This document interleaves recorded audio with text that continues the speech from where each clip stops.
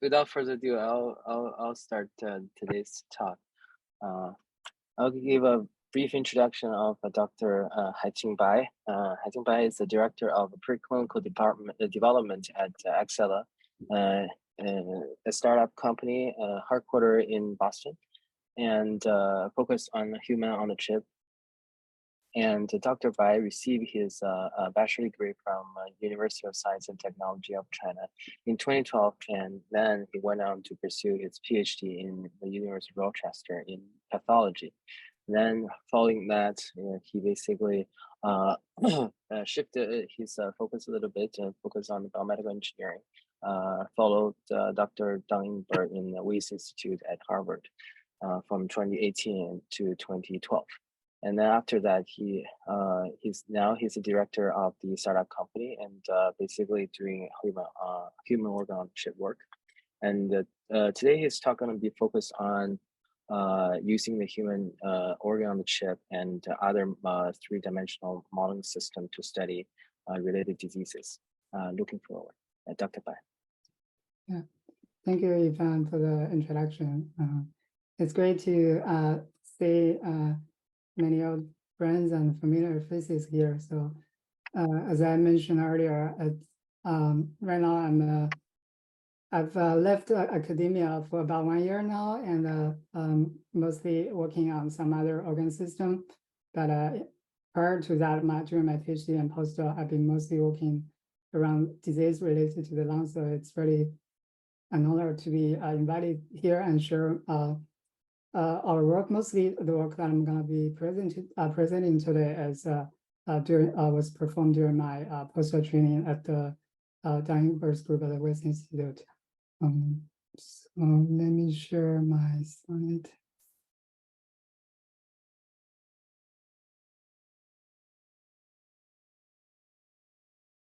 Okay, can you see my screen? Yes. Okay, thank you. So yeah, so thank you. Yeah.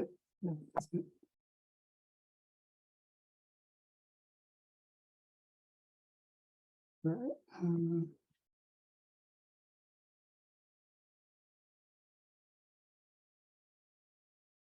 Okay. Yeah. So as Eva mentioned right now, and the director of the preclinical development at Xellar. So maybe at the end of this talk, I will mention briefly about the work we do at the company. And as I mentioned earlier, we are developing human organ on a chip system that is cheaper and higher throughput. And we're looking forward to have like a partnership and collaboration with academic labs. First, as you might have heard the news a few months ago, the FDA passed the FDA Modernization Act 2.0 that removes the requirement that all new drugs must be tested in animals before they are given to human patients. And instead, they encourage the use of new alternative methods such as human organ on a chip. So not everybody people may have heard about this technology for a while, but you may not necessarily be familiar with all the technical nuances compared with other technologies such as organoid. So hopefully after today's talk, you may get a better understanding of this technology and also and how it could be used to study different lung diseases and therapeutic development. So in today's talk, I will first give you like a general overview of about the organ chip technology and why do we need this new model. And then I will talk about what is a human organ chip.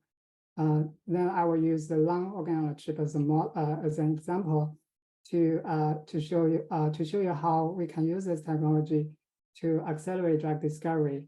I will show mostly like two examples that are relevant to the audience here. One is how you can use to accelerate drug repurposing, And second is how we can use the lung alveolus tube to identify new therapeutic targets. So first, the big question is, why do we need this new technology? As you might know, drug development is a long process and can be very expensive and risky. On average, it takes about 10 years for a drug to develop from early target identification to preclinical studies, then to phase 1, phase 2, phase 3 study, until finally getting regulatory approval.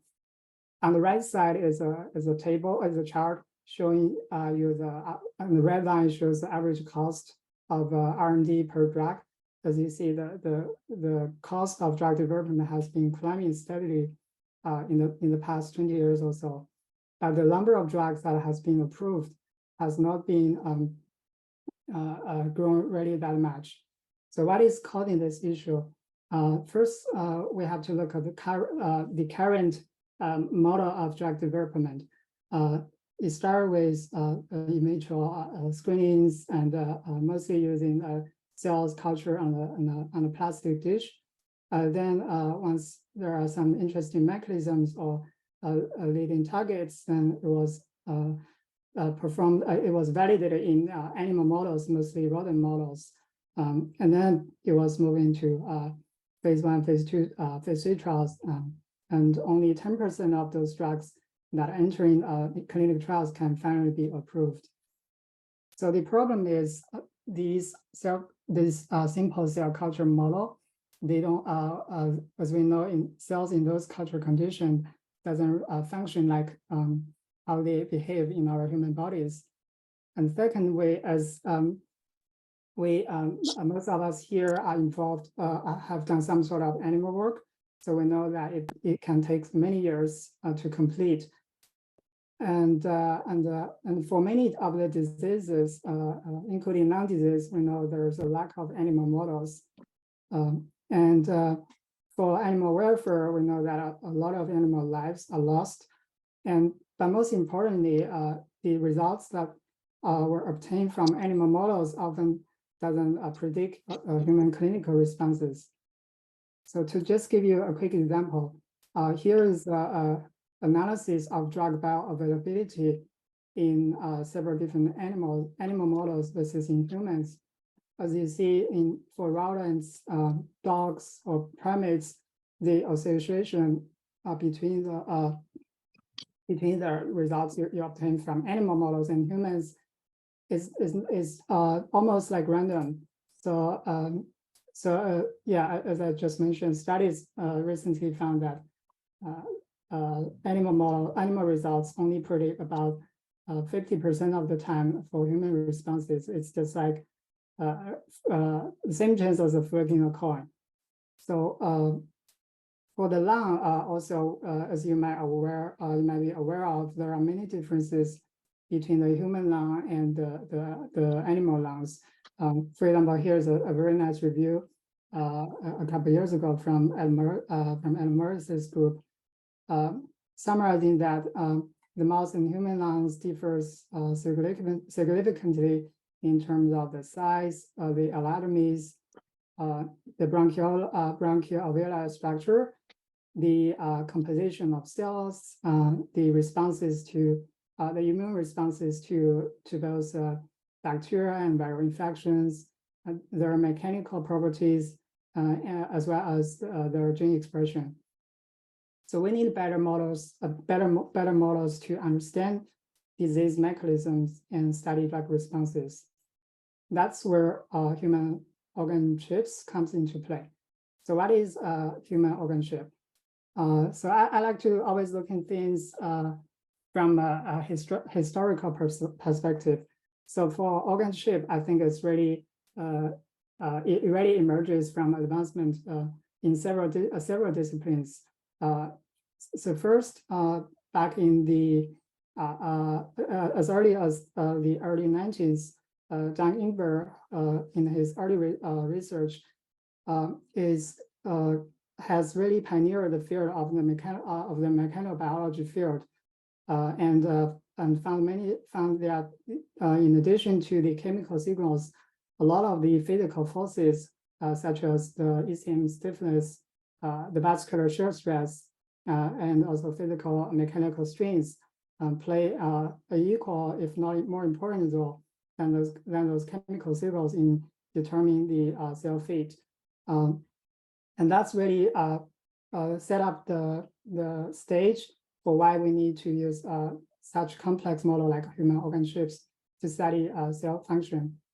And then the advancement from Bob Langer's group already pioneered the field of tissue engineering. And for the organ chip, already developed many different hydrogels that is widely used in current biotech and medicine. For example, in drug delivery, but also you set up many advances in using those 3D hydrogels for where the cells can be grown to mimic the in vivo environment. And another pioneer in this field is George Wyss, who is a chemist who was trained as a chemist, and also made many contributions across many different fields. His contribution to the organ chip field is in his early paper, in his early studies, come up with a quick way to rapid prototyping microfluidic devices using a material called PDMS. That's kind of set up the basis of using such materials to make microfluidic devices. And more recently, since organ chip requires the growing of cells in in a microfluidic environment, growing within typically within a hydrogel environment, it requires cells. So in the early stage of the organ chip field, people were using mostly like cell lines, like A549 cells, for example, to just establish the kind of feasibility of the engineering device. But ready to mimic the in vivo environment, we need to use more human relevant cell types, such as primary cells or iPSC-derived cells. And then that's when the amazing group from Hans Clever's group set up kind of address the issue of the cell sourcing for the organ chip field. And also he, as you are mostly aware of that, he also pioneers the organoid field. So initially in the intestine, that expands to many other, almost all the organs you can think of. And now the organoid and organ chip field kind of emerge as well. So, so that's kind of a historical perspective of the organ chip field. That when this field really began to take off is about about 30 years ago when Dan Ho, who was a postdoc in Ingber's group, published a paper on Science, showed that for the first time we can build like a human lung on a chip to mimic the organ level function, and that really set off this entire field. So that's I just provide you a historical perspective. What is exactly an organ chip? In one sentence, it's defined as an engineered microchip device that contains living human cells to reconstitute organ level function. There are several key features of the organ chip technology compared to other 3D cell culture. First, it should be able to recreate tissue-tissue interface, support different support vascular fluid flows, provide relevant mechanical forces, and the ability to integrate different kinds of immune cells. Also allow continuous fluid samplings from both the parenchymal tissue and the vascular tissue. And finally, the ability to support high resolution imaging and the integration of the different sensors. Here is so like I mentioned, since 2010, when the first human lung on a chip was published, it really set up the field to use many different cell types as a source, and more than 20 I think more than 20 different organ types based on the organ chip technology has been developed. In addition, since the microfluidic nature of the organ chip, different organs can be connected via the vascular channel to form so-called tissue system on a chip, or like human body on a chip. This is still in its nascent stage. I figure it may be helpful to provide people a comparison of the organ chip field and organoid, because I found that more often than not, people can be confused about the similarity and differences of these two technologies. So they are both suitable for 3D culture. In terms of physiological relevance, generally the organ chip has higher provide a better or more physiological relevant structure and function than the organoid. The organ chip has a better function to support vascularization than the organoid. The underlying organization rule is also different. While organoid use mostly self-organization and certain chemical combination of medium and chemical growth factors or pathway inhibitors, organ chip also use those kind of rules, but also provide additional signals such as mechanical signals, electric signals that are important for certain tissue or organ type. In terms of scalability, we know that one of the bigger issue with the organoid is batch-to-batch variation. So that makes it a less ideal model for industrial use in terms of high throughput screening. While organ chip use those microstructure to provide a consistent guidance for the cell to differentiate. Generally, it's better suited for high throughput screening. And another big difference is the organ chip is, as I mentioned on the left side, it's better suited to study organ-organ interaction than organoid system. One big challenge, limitation of the organ chip is its high cost and low accessibility compared with the organoid technology. The lung on a chip is crystal. So next is kind of like a movie showing the specific organ chip that was used in Ingber's group and also commercialized by the company called Immunate. I'm not sure if you can hear the audio. They're flexible and about the size of a small computer memory stick, but it contains tiny hollow channels created using microchip fabrication techniques. A porous, flexible membrane separates the two channels at the center of Can you let me know if you can hear the audio? The opposite sides of the membrane. Yeah, we can hear the audio. Oh, that's great. Itself. This mimics the arrangement of lung and blood vessel cells in the air sac of the lung. Application of cyclic suction in side channels makes the entire flexible sheet and cells stretch and relax rhythmically, just like our lung cells do when we breathe.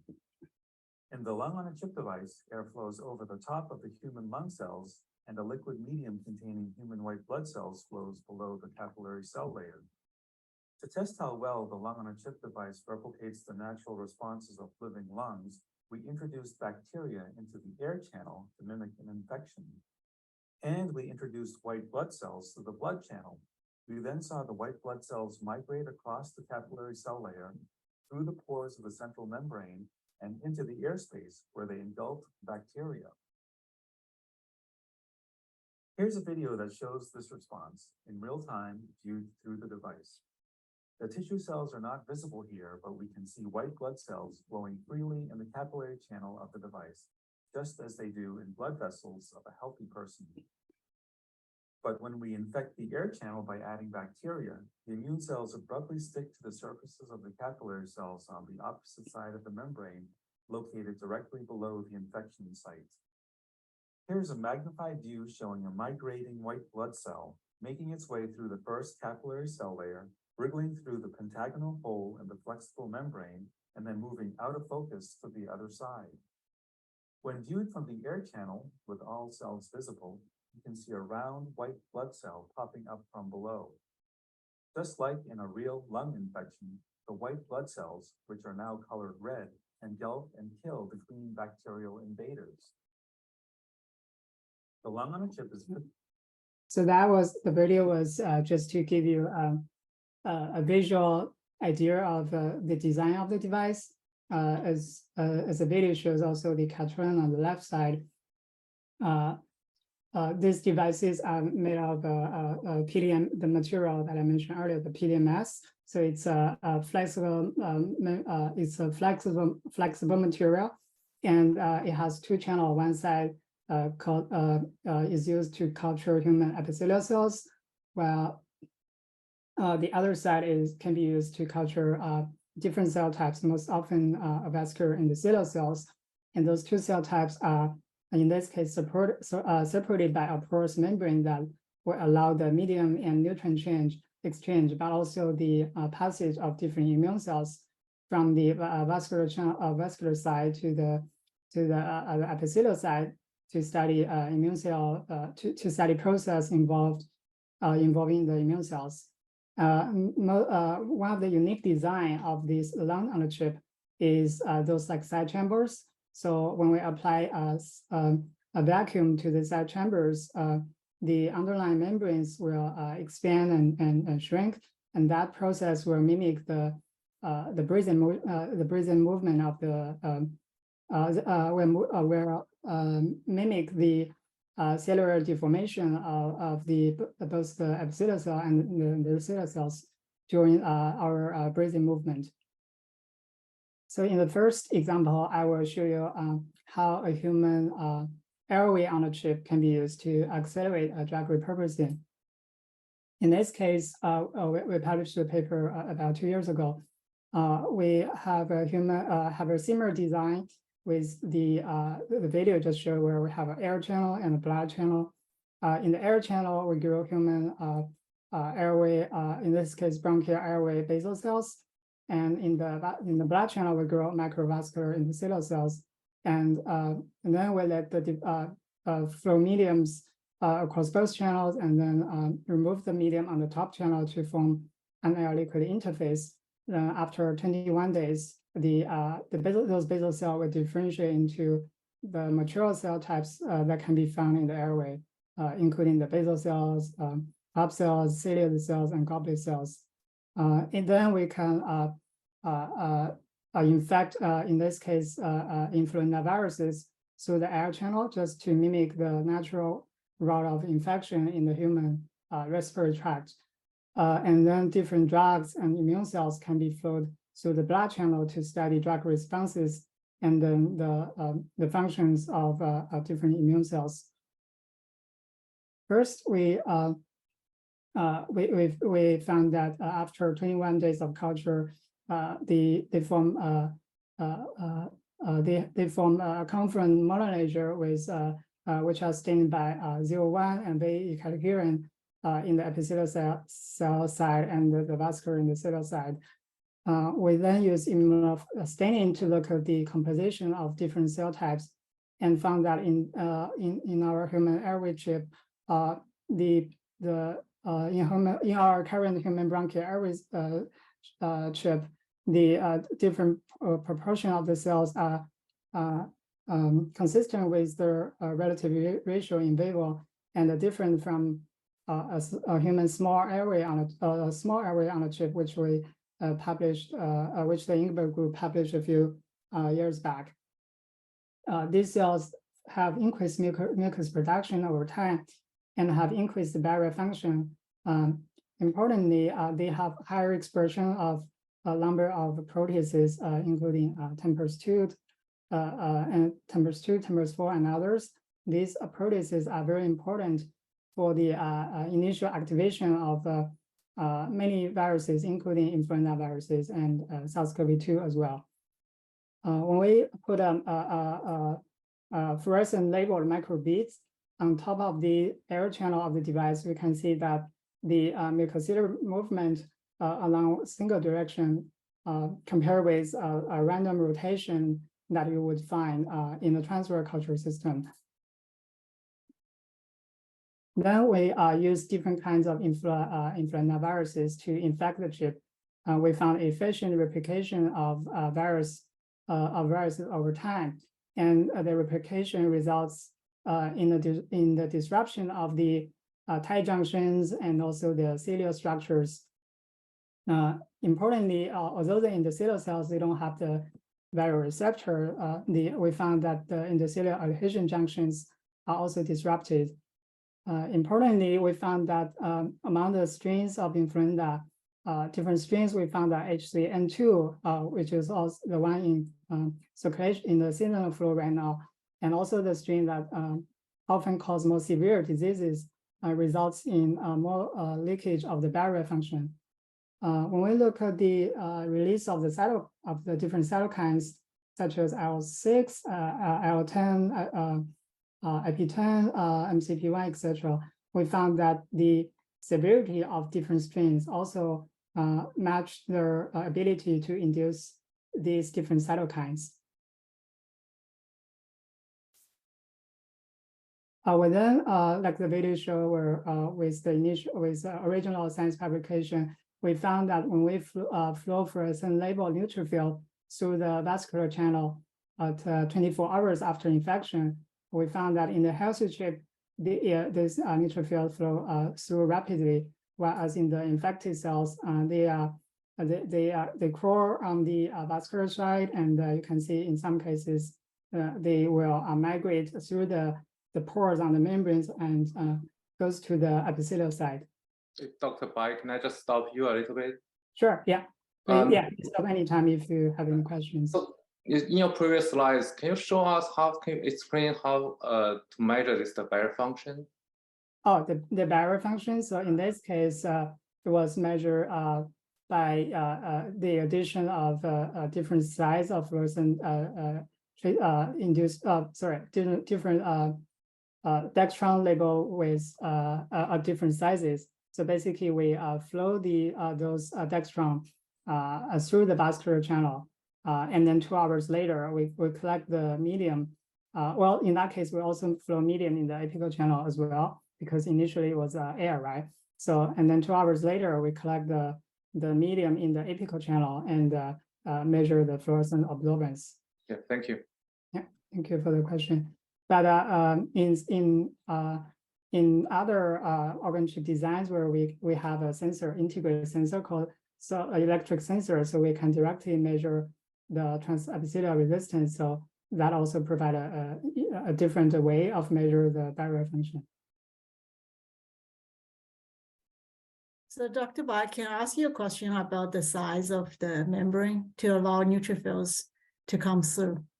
Yeah, so in this case, these immuno chips that we use has a process of 8 micron. So we actually found that the 8 micron, the epithelial cells also can migrate through. So how could you control the epithelial growth on the 8 micron filter? So yeah, that was a great question. For different cell types with the immuno chips. So initially, actually, it has a size of I think 3 microns, and then it was fine. And then later, for some reason, in the design of immuno devices, they changed it to 8 micron. And we found that for some cell types, such as the alveolar chip, they don't have the issue. So when we culture epithelial cells, they don't migrate towards the other side. For the basal cells, we found that initially, in some cases, not 100% of the time, you will have the issue like you just exactly as you mentioned. We would observe the endothelial cells migrating towards the endothelial side. So we later figure ways to mitigate this. One is to increase. So one is to do not activate or do not functionalize the vascular side. So even if the epithelial side migrate, they can stay. And then we coat the endothelial side and add endothelial cells. So that is one strategy you can reduce such a effect.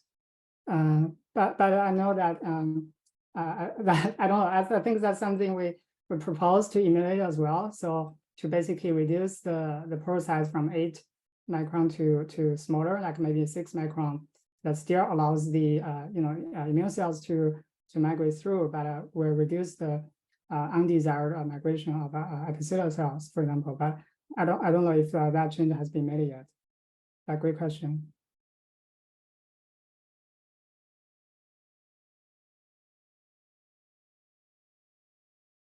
As I just mentioned, so when we measure that the adhesion of the neutrophils are actually pretty fast within 10 minutes after the flow through. And then if we track longer time, we can find actually these neutrophils goes across the membranes to the epithelial side and from a neutrophil extracellular traps that engulf and reduce the number of GIP positive, in this case, viral infected cells.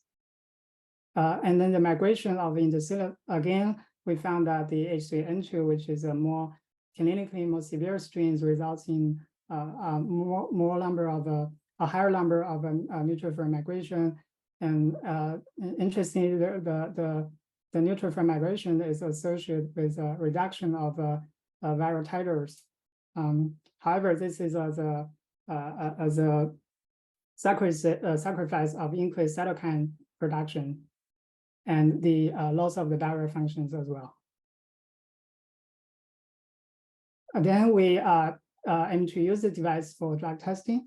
As I mentioned earlier, the proteases is really critical for the viral entry. So we test, as you see here, when we add a drug called lifamostat, which is a drug that has already been approved for anticoagulation with and is a broad spectrum protease inhibitor. We found that it can prevent the cleavage of the influenza HA0 into HA1.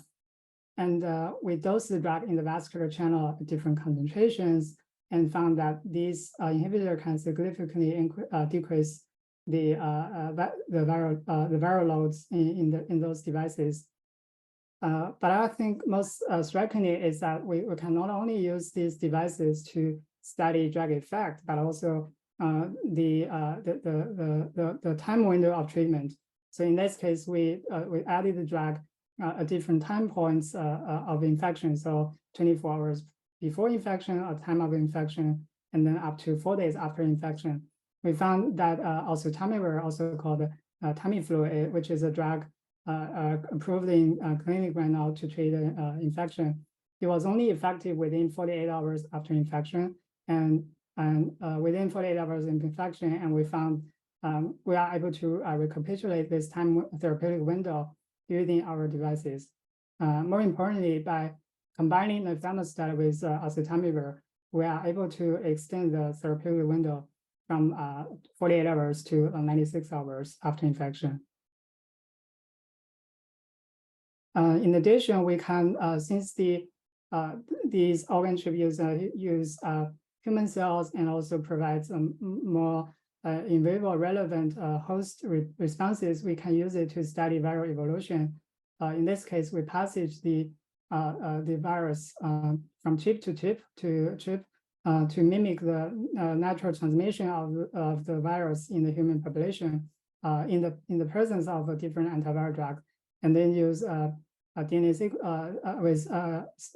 and then use sequencing to identify the emergence of new strains. What we found was that with amantadine, which was a anti-flu drug, which is no longer used because of drug resistance, it only took 8 passages for the emergence of drug resistance, whereas for oseltamivir it took 25 passages. Importantly, with lifamostat, which is a host targeting drug, we didn't observe any drug resistance up to 30 passages. And then, so the work I showed was started around 2019. And then 2020, that's when the COVID started. Like everybody who had been working on respiratory viruses, we pivoted our work to COVID. So this work was done in the early stage when we just identified the virus of the SARS-CoV of the disease of the COVID-19 disease, and since my collaborator Long Long Si, who is now a professor at Shenzhen, how to say, Shenzhen 先进研究院, and he was trained as a virologist. So his first thought was maybe we can do some drug repurposing. So the idea was that many drugs had been tested for not necessarily for COVID, but for other viruses, and those viruses may also works for SARS-CoV-2. So at that time, we don't have access to the libraries and we don't have BL3 facility. So we first quickly made a SARS-CoV-2 pseudotype virus and use that to study viral entry. Initially, we select over 200 drugs and use a cell line called HUH7 to screen the effect of those 200 drugs on viral entry. And then we use a Wyss pseudotype virus as a control. And we found we were able to identify at least 8 different drugs that has some sort of efficacy against specific to SARS-CoV-2 pseudotype virus. Then since we have those human organ shapes that we already have data for influenza, then we went ahead and test if we can use the model to study COVID as well. An initial staining found that in those terminal differentiated airway chip, there is a very high level of expression of ACE2, which is a receptor for SARS-CoV-2, as well as the TMPRSS2, which is the host proteases are required for the viral entry. And then we found that with our pseudotype virus, they can still infect our airway chip. Mostly those viral particles are co-localized with the ciliary cells.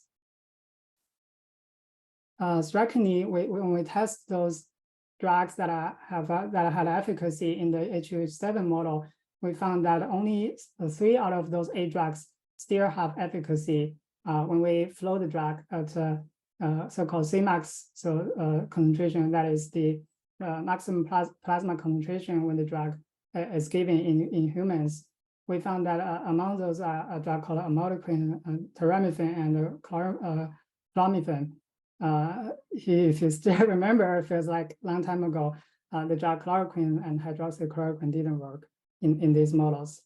And I remember this was like February of 2020. Some additional, so we were excited, especially about this drug called amodiaquine. So since we don't have access to the BL3 lab, we collaborated with Matthew Friedman at the University of Maryland and found that the amodiaquine is also effective in a Vero 6 model and in a FF4 cell line that has overexpression of ACE2.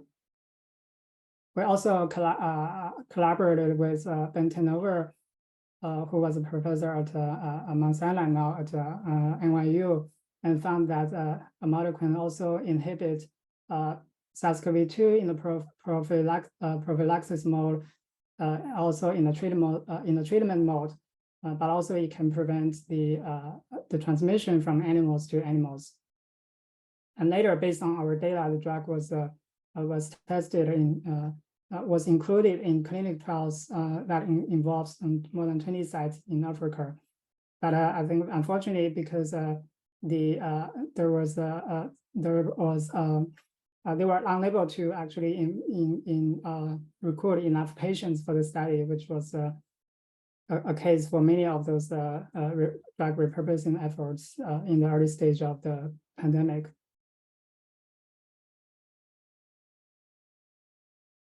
As I mentioned, since we can culture different cells from different sources in these organism models, we could also use it to study infection not only in the healthy patients, but also in patients with different disease background. In this case, we got human airway cells from patients with COPD and differentiate them into on the airway chip again for 21 days. And then we infect with either H1N1 or H3N2 strains of influenza, and we found that we found a more efficient replication of the virus in the COPD chip compared with the normal chip, which is again consistent with the clinical findings. Finally, we were also interested in identifying new therapeutics. Through some serendipitous findings, we identified some double-stranded RNA that can form those non-typical dimers, and then they serve as the agonist for the RIG-I IRF3 pathway that induce a pretty robust production of type 1 and type 3 interference, which can be used to prevent infection. One key feature of the organ chip is it can be used to test therapies for many of the new modalities because the sequence of the human is so conserved. A lot of the new therapies, such as gene therapy, are very specific, so there's not really very good animal models to test them.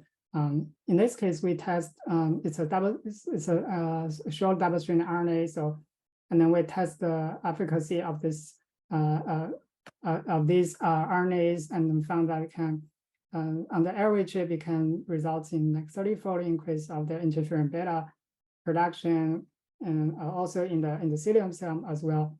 Similar but slightly lower levels in the human alveolus chip. And increased production of interferon results in about 10-fold reduction of influenza infection in these devices.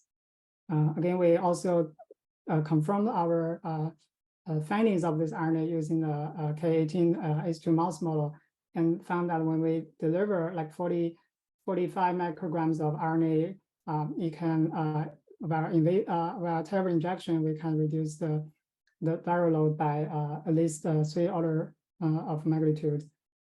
Hey, Dr. Bai, so in your alveolus epithelium model, the chip, you're using the type 2 cells or type 1 cells?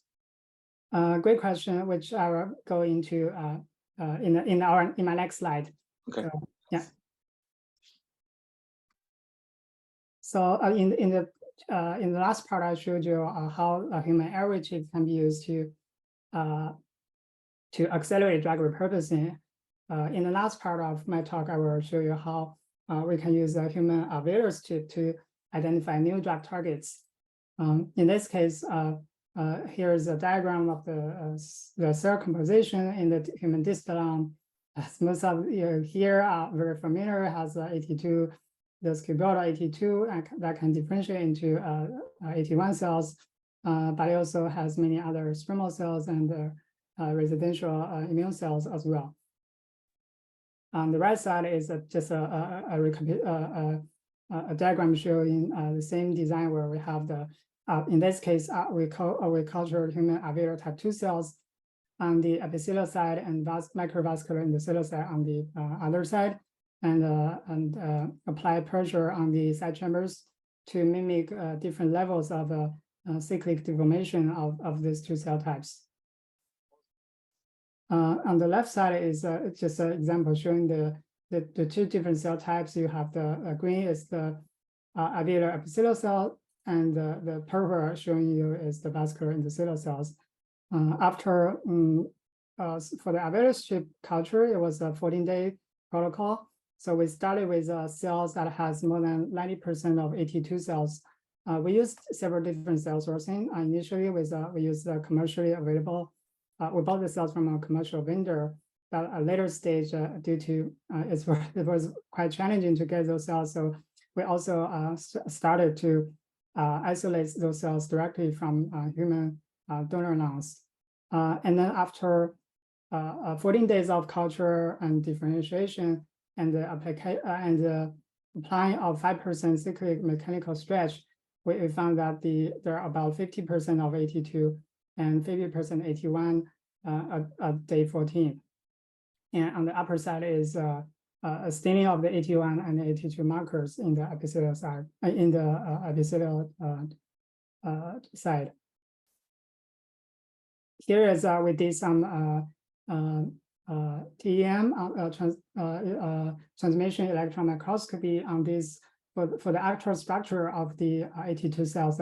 Of these 82 cells, you can see that the microvilli of the 82 cells and these lamellar bodies, and also the actually very interesting the active release of the surfactant from those cell types. Very similar to our work involving with the airway, we infect the cells of different cell types, and we found that HCN2, which primarily which can infect both the upper airway and the distal lung. It can infect the distal lung pretty efficiently, and on the upper side of here is showing the receptors. The alpha-2-cyrillic acid, which is a receptor for this particular HCN2 strain, and whereas the level of the receptor for the WSN strains has very low expression, and accordingly there was a very low level of viral replication in these alveolar strips. Similarly, we observed a pretty robust induction of cytokines, and importantly, we found that the HCN2 infection results in the death of the 82 cells, and this is just using qPCR to measure the 82 markers. You can see more than 90% reduction of those surfactant genes.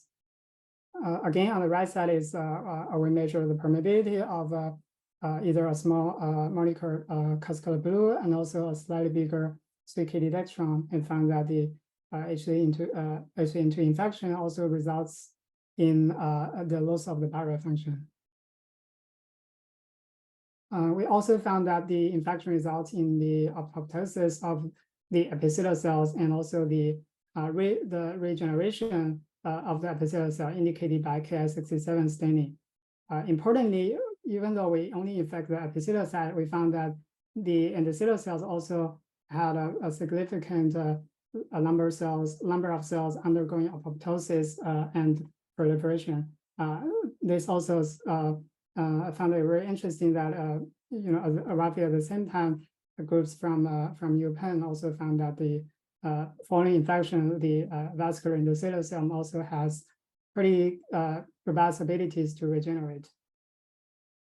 We use the back cell RNA-seq to see to understand the host responses, and not surprisingly, we found that the genes related to cell division, DNA replication has been significantly upregulated, as well as gene involved in antiviral host responses. Interestingly, for the endothelial cells, we found that gene involved in upregulation of ion transport has increased, indicating a protection mechanism of the host to drive alveolar fluid clearance. Again, we also observed an increased activation of the immune responses. This may contribute to the recruitment of immune cells. To further study this, we similarly we added fluorescent labeled PBMC to the infected chip, and found that with infection, there are many cells, immune PBMC, that can be attached to the endothelial side. And in more detail, we labeled different populations, such as monocyte T cell and B cells, with different colors, and we found that all these cell types can attach to the endothelial cells and migrate to the transmigrate to the epithelial side as well. As I mentioned, one of the striking features of our organ-chip devices was the ability to apply cyclic strains. So in this case, a 5% strain corresponds to the normal cellular deformation during our tidal breathing. And very interestingly, we found that with the normal breathing, there is a decreased viral infection, as shown here by immunostaining of the viral nuclear protein, also by the plaque assay, and also by measuring the release of number of the cytokines. I think this kind of suggests that breathing is good for life. Then we did some mechanistic study. We compare the gene expression of our device across different time points, but also compare with the static transfer as a control. We found that many genes belong to the so-called interference stimulated genes, family of genes. And then it's mostly strikingly, we found that one gene particularly stands out called S100A7 that is only induced in the organ chip after mechanical deformation, but not in other time points or in the static control. We validated our finding by measuring the secreted S107 in the vascular side of the chip. And then there's a limited number knowledge about the function of S100A7 gene. So we did some mechanistic study. We overexpressed S107 on this chip. We found that it results in significant upregulation of type 1 interferon and type 3 interferon. And when we use Xellar, which is an inhibitor to block this pathway, we found that there's an increased percentage of infected cells in our device. Importantly, we also found that in addition to S100A7, there's a large family of damage-associated molecular patterns that can bind to RAGE. RAGE, again, very interesting, is a marker for type 1 cells. We found that after infection, there's a huge upregulation of S100A7, A8, and A9. When we add PBMC, there's more than 7,000 fold of upregulation of S100A8 and A9 from the vascular medium. So we test whether Xellar, which is an inhibitor for this pathway, can be used to prevent this hyperinflammation. Again, Xellar was an inhibitor of this pathway. It previously was tested against Alzheimer's disease. However, it failed in phase 3 trials because of lack of efficacy. But it's been pretty tolerated by over 2,000 in clinical trials involving over 2,000 people. So we tested the Xellar at its maximum plasma concentration, and found that it completely inhibited the induction of a number of cytokines. We also did experiments where we combined Xellar with a direct antiviral drug from Merck called molnupiravir, and found that it can have synergistic effects to reduce cytokine production. And we then licensed our patents to Cantex Pharmaceutical, which has the right to this drug called Xellar, and then we are working together with them together to bring this drug into human phase 2 trials against not only COVID but other respiratory infections. So to summarize, hopefully through today's talk, I've showed you how organ chips can be used to better understand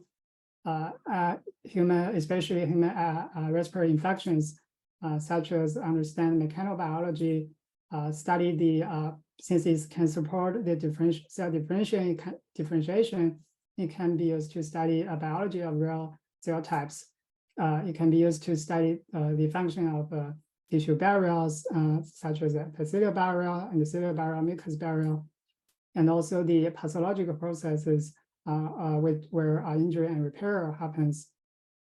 And also, most importantly, it's called a human organ chip, so it allows the study of tissue-tissue interactions, as well as the other more complex functions, such as organ-organ communication and then the microbiome host interactions as well.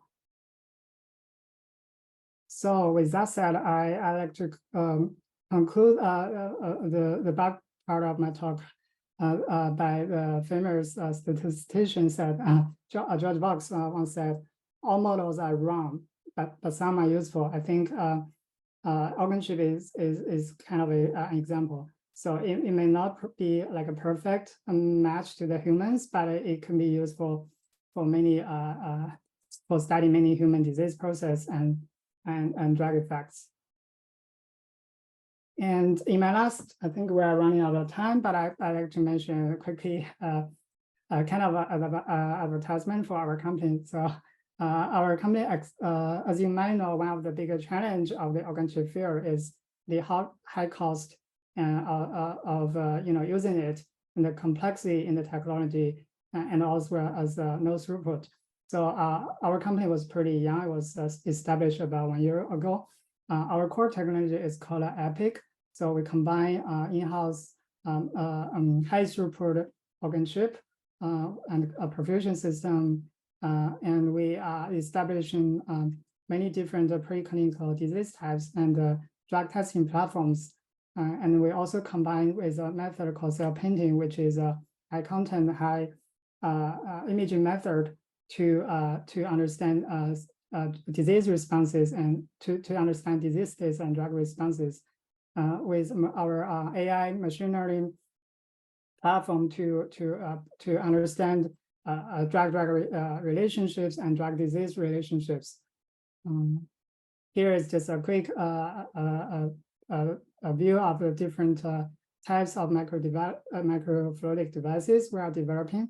So it was inspired by biology. So similar to many other technology in the organ chip field, it aims to recreate tissue interface, different physical forces, and also flexible designs. As you see here, we have different designs suited for different organs, but also different throughput for research and for screening purposes.